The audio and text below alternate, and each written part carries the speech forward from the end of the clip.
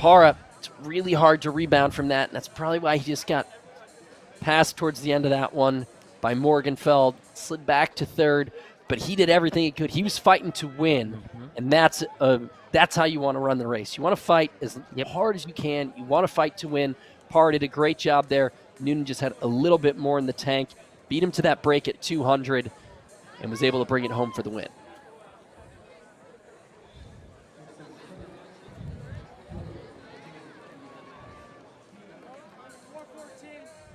Lining up now on the track, 4x1600m relays.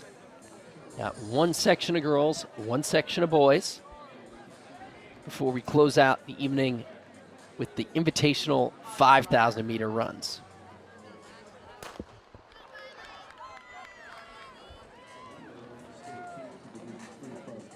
Got Harvard Westlake, Newbury Park, Ventura, Carlmont, Santiago, University City, San Clemente, Patrick Henry, Stockdale, Torrey Pines, and Campo Lindo. Once again, 4 by mile is mind-blowing to me. 4 ladies, 4 people that are good at a mile and want to come together to run this for the team, for each other, for themselves. These people are built different. I'm just going to have to say it. This is honestly, it's a really cool race because it's unique. You don't get to see this all the time, to see milers come together in a relay form to do something fun. Typically, they line up, it's just for them. They're putting it all on the line for themselves. But to hold this baton, it has a totally different meaning. And, you know, we see it at the collegiate level in a distance medley. What's very interesting about a 4x16, a 4 by mile is the race is about staying in the race. The race really begins on that last leg. So it's all about making sure that you're putting your team in the hunt, because so much can happen in the 4+ minutes of that anchor leg. Right. So you're just trying to make sure you do everything to keep your team in the race. We talked about how much can change on that anchor leg of a 4x8. Well, even more so when you go to a 4x1600. So see how all these ladies are able to handle it, and you likely only get 1 or 2 shots a year to run it. It's a event that you only are going to do at a relay meet. It's not going to be held at a state championship, and then maybe just maybe you'll run it at a national meet if you've really put things together. So San Clemente, though, you're early leaders in the girls 4x1600m relay.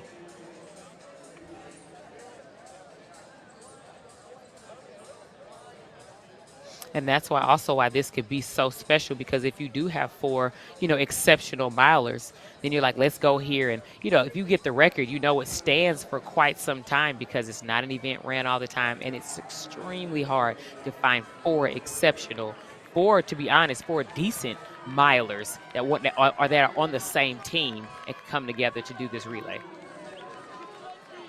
Yeah, it's a great point, and it's not just about having 4 on the team at the same time. It's all of those. It's 4 on the team at the same time. It's timing it right so everybody can fit that event into their schedule that weekend. Everyone's got to show up on the day to make it happen. So a lot of factors really do have to come to play.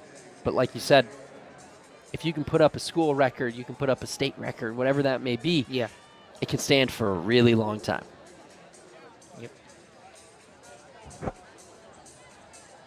Our first lead change in this one.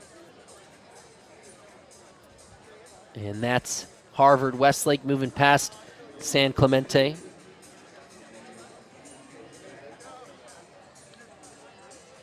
Coming up on 1 lap to go on leg 1.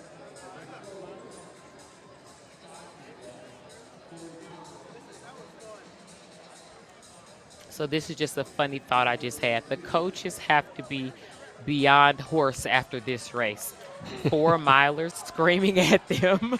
I mean, think about it. You know, you're screaming splits, you're screaming things that you want them to do. Even if you're just saying right there, hold the pace. I mean, you have to say it loud enough. You hear the people right now. There are still people in these stands at this time of night that are screaming for these athletes. It may not seem like a lot, but you hear your teammates, you hear the fans.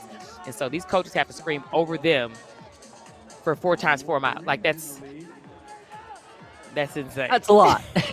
And when That you is think a about lot. these relay meets as well, the relay meets, you kind of end up with these evenings where they focus the distance events in the Mm-hmm. evenings for weather. The sprint events, you kind of go boom, boom, boom for sprint event.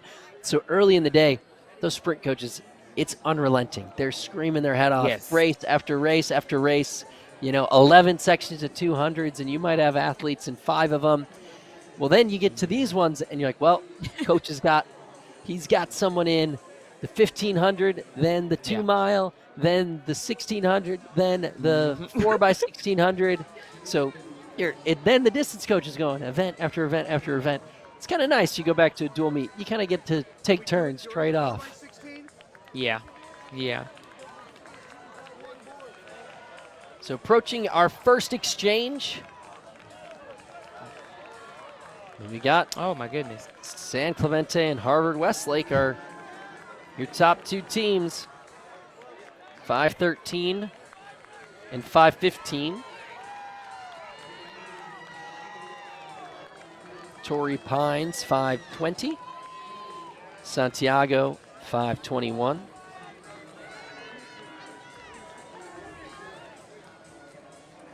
That was a risky exchange from San Clemente. She stood pretty far out. She really kind of pulled her out. It's like, especially since she's ending a mile, you could give her a little more leeway and come back to the line just a little bit so she doesn't have to do all that extra work. And you'd like to think in a race like the 4 by 1600 that you want your anchor leg to take that baton as fast as possible, right? You want them to take it 1 meter into the zone. You want the anchor leg to run 9 extra meters. Well, in those middle legs, you probably want to split the distance. Let everyone run 1,600 meters. It's like Mm-hmm. you think about it. It is a lot like in the 4x1 where you want Yeah. whoever's carrying that top end speed for the longest. You want that athlete to have the baton for the longest. Absolutely. And the same goes for a 4 by 1600 because Mm-hmm. the difference of the slowest 2 seconds for your top and your fastest and your slowest leg is actually quite significant. So you want to make sure that Mm-hmm. you're thinking about those things and you're, you can make a pretty big difference with just the exchanges, having strong exchanges in a 4 by 1600. Remove a couple meters from the race is never a problem.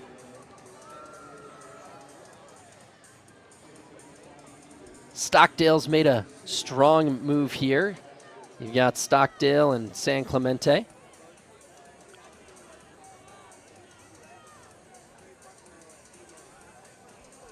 Harvard Westlake in third.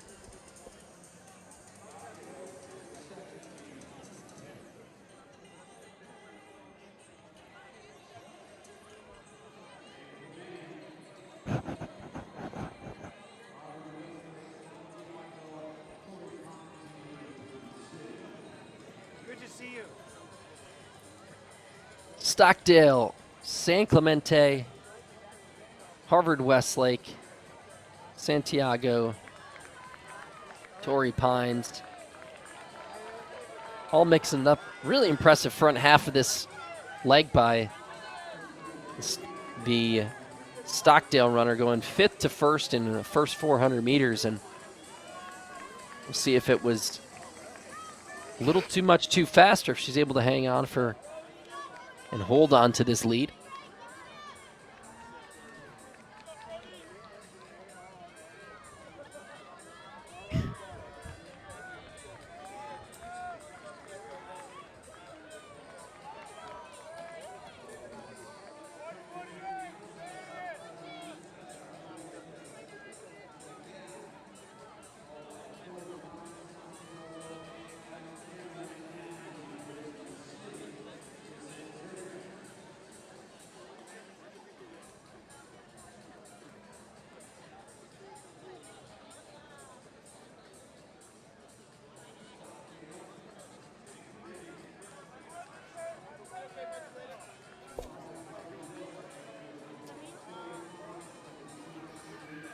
Stockdale still running strong here out in front.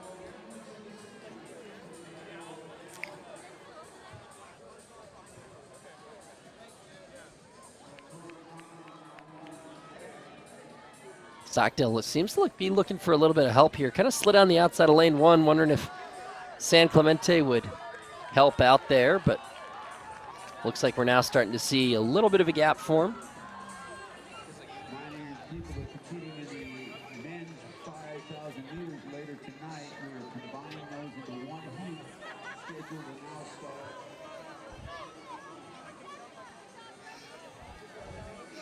I mean, this is quite impressive for Stockdale to make that move so early and for her to still be able to hold on to this. I mean, once again, I often say runners can tell or know, like the rhythm of the runner in front of them, I can handle that. And so I want to pounce on them or I want to move past them because that's just going to be slow for me. I want to make this move and I want to try and pull away for my team. And so for me, I feel like when she got the stick, she looked ahead and she said, I can handle that rhythm. I can handle that pace. So let me go for it. And if I pay for it, you know, at least I made a move. I tried to be aggressive, and I'm doing this for my team. Well, yeah, you always want it. You talk about trying to break up how quickly you make up that stagger. I think about different races, whether it was a sprint or sprint medley, distance medley, 4x8, where I'm trying to eye up that distance, think about how far down the track do I want to catch them. And yes, sometimes it happens a lot quicker than you're expecting. I remember getting the baton at the Florida Relays, and keep in mind, this was an 800 leg of a sprint medley. And, you know, it's March. Rashawn Jackson was running a 800 leg, you know, kind of kicking off his season, getting a little bit of strength work in.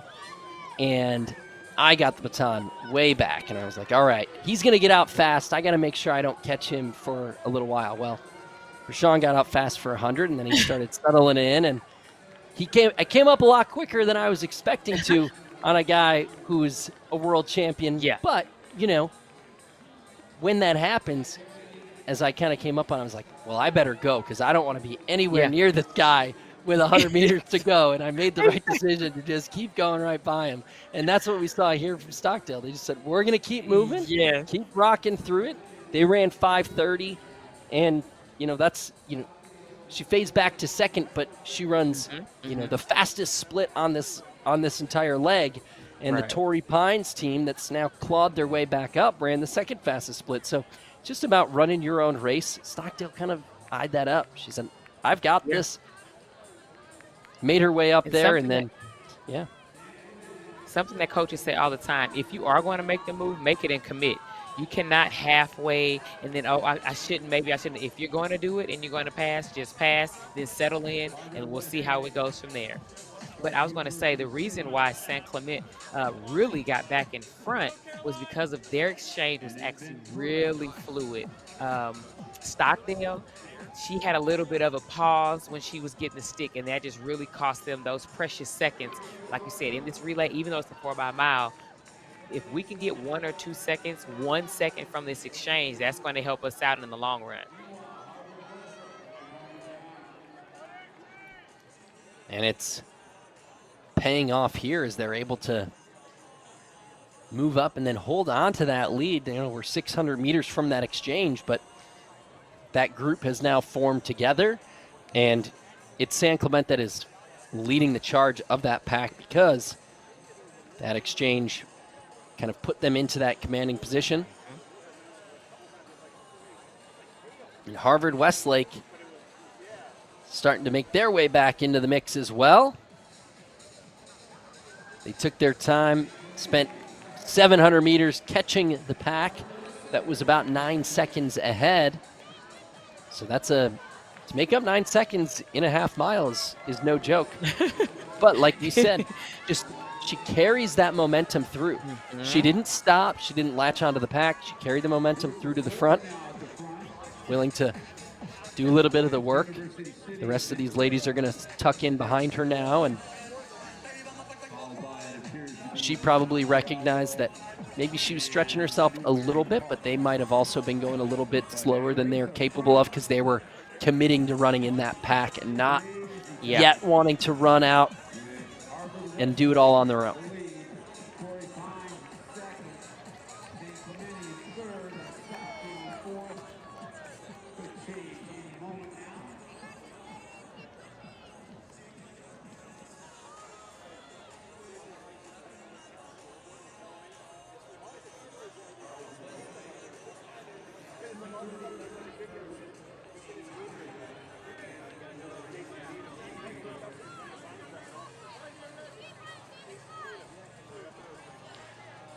Approaching 1 lap to go on leg 3 of 4.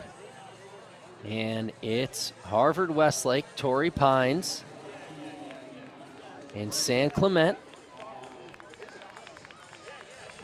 Stockdale starting to drop off this lead pack. Still a lot of race to run left. 5 laps in it.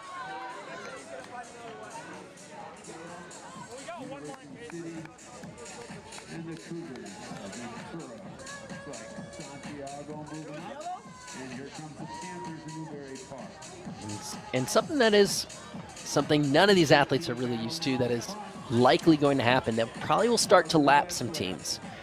And that does throw a wrench into some plans late in the race if it does happen, because it's just very uncommon, especially if you're a miler, you know, if you're running the 10K or something like that. Sure. But at the high school level, a miler's not going to be used to what they have to do to kind of navigate their way around and also kind of keep the mentality of, I'm not racing that person right now. I've got a big lead on them. You want to make sure that you're navigating carefully around, not getting yourself into trouble, not getting yourself unintentionally boxed in either.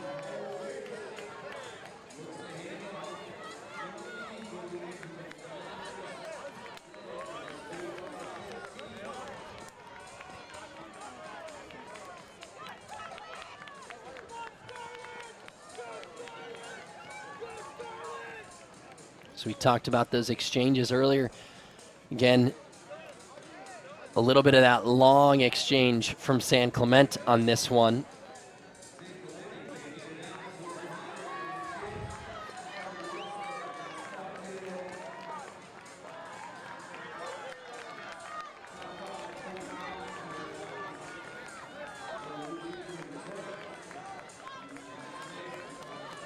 Got San Clemente, Torrey Pines, only half a second separated them at the final exchange. Harvard Westlake and Stockdale.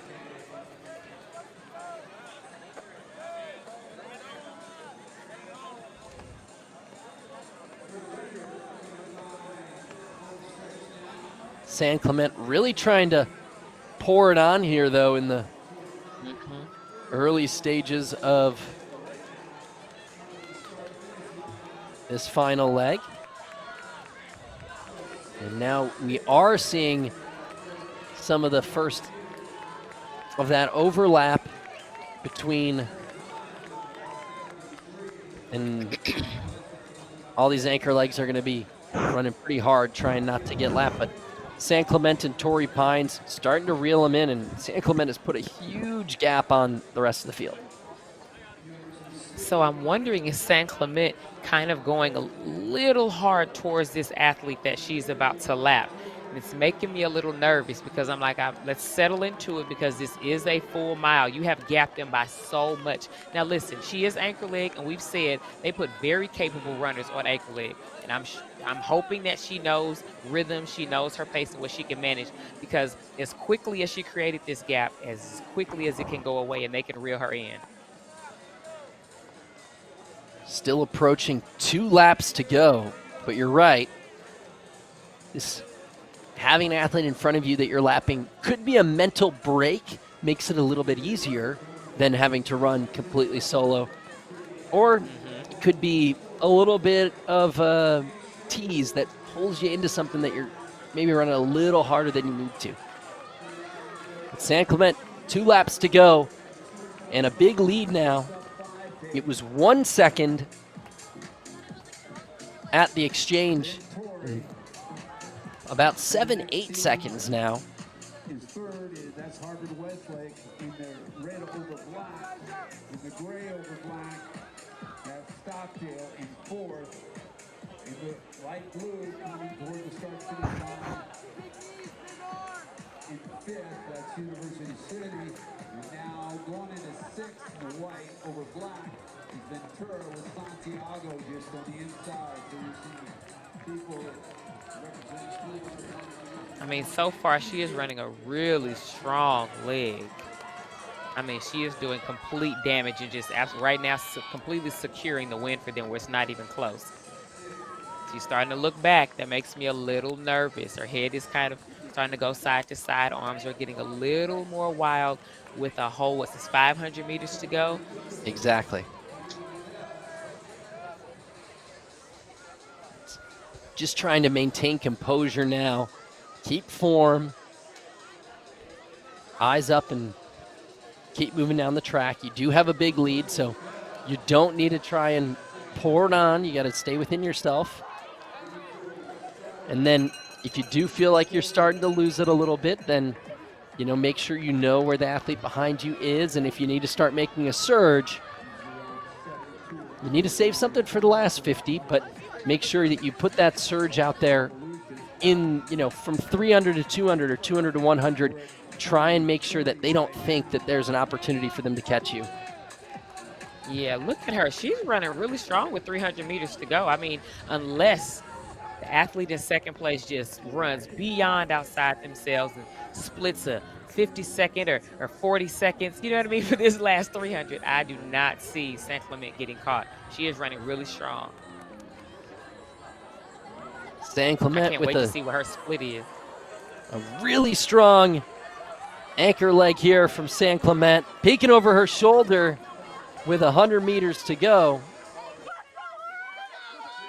And St. Clement running away with this girls 4x1600 meter relay invitational section.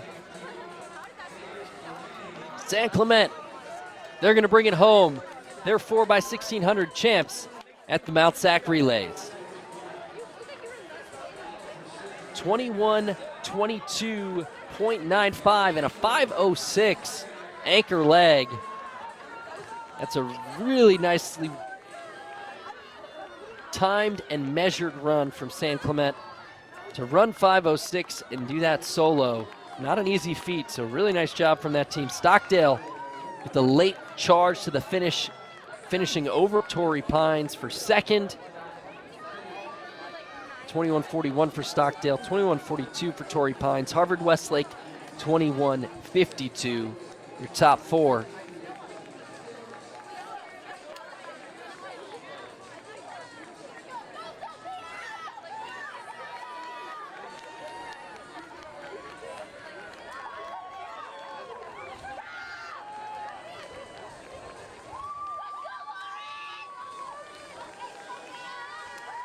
Ventura and Santiago, University City all come across.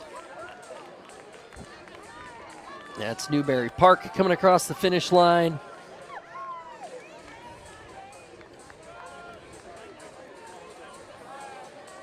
Nice job from the team from Carlmount.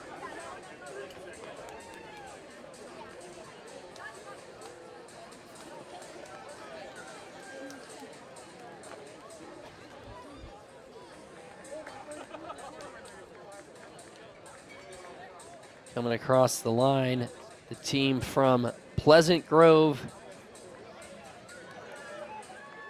and Patrick Henry gonna wrap things up in the girls 4x1600 meter relay.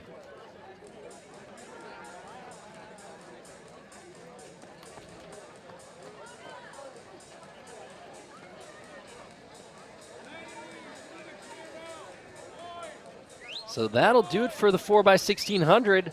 21-22 for San Clemente. A commanding victory on the heels of a 5:06 anchor leg. Stockdale finished second, Torrey Pines third.